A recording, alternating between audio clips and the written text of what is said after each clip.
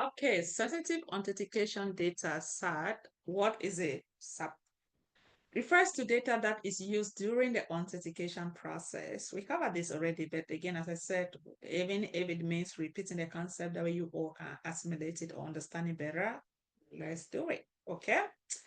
Such as CVV, CVS, card verification value, CVV, found on the back of the card or maybe in front of the card or other sensitive authentication information. PCI DSS has specific requirements for how SAT should be handled, especially in terms of storage. Do you see? Yep. PCI DSS generally prohibits storing sensitive data after authorization. However, if SAT is stored, there is a strict controls, e.g. encryption and masking, that must be followed to ensure the data is secure. Masked data, we know what that means. But again, best practices is not to even store this particular piece of information at all. So after that authorization, remember we went through settlement and transfer of phone. Once that has not, even the authorization, once that, your receipt has been issued, then you do not need to store this particular information. Say, for example, an online payment processor temporarily store the CVV for a cardholder during the payment process. CSAT is stored even briefly. Remember, during that period, right? That's what we are saying.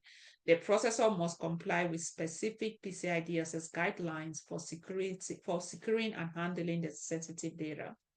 Requirement: the payment processor will need to secure that the CVV is encrypted if stored or tokenization, and cannot be accessed unless necessarily for processing purposes, right? So I want you all to do some research on tokenization. What does it mean? It's an interesting concept in security, but again, these are just for better security.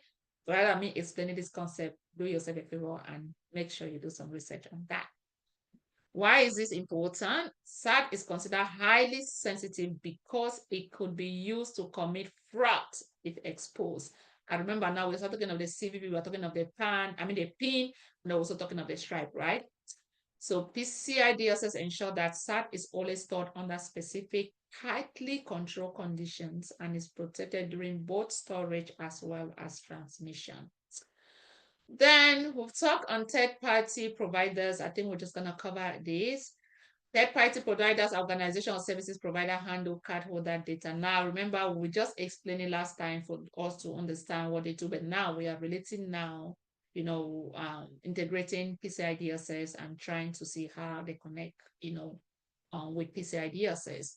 On behalf of other organization, these providers must also comply with PCI DSS, and organization outsourcing the data handling is responsible for ensuring the third party meet the standards, right?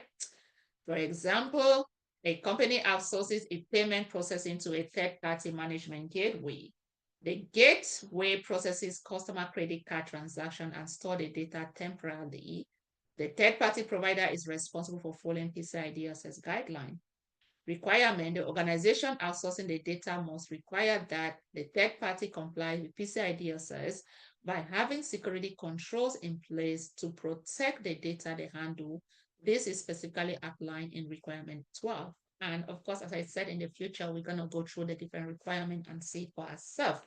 For example, do you see requirement 12? The organization must ensure that any third-party service provider involved in handling cardholder data are contractually bound to comply with PCI DSS standards, and the organization must monitor and validate the provider's compliance. Do you see? So it doesn't matter who and what they are doing, but still we are focusing now, we'll be going to all the different requirements and the specific controls and see how it relates, right? But why is this important?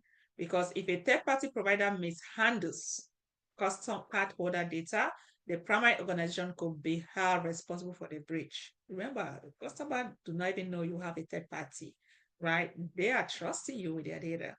Even if they don't directly handle the data, requirement 12 ensure proper vendor management and reduces risks associated with outsourcing.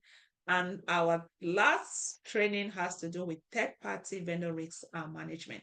When you are talking about this third party using tool, bringing switch and router, you have to onboard all those vendors, right? It's not a matter of I trust them, I think they have good security. No, you will have a set of third party vendor risk analysts that will perform due diligence and make sure that that organization have stringent controls in place.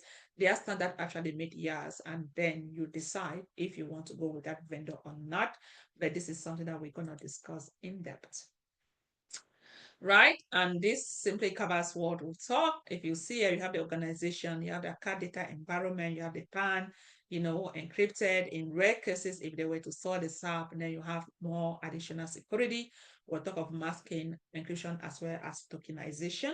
And as I said, I will advise, or please do research on tokenization and let me know in the comment section what you understand by that. I see you and I trust you people, you will do it, right?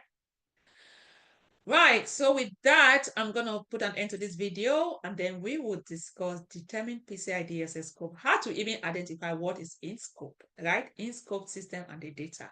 So this is an interesting topic. Let's go, and I will see you in the next video, guys.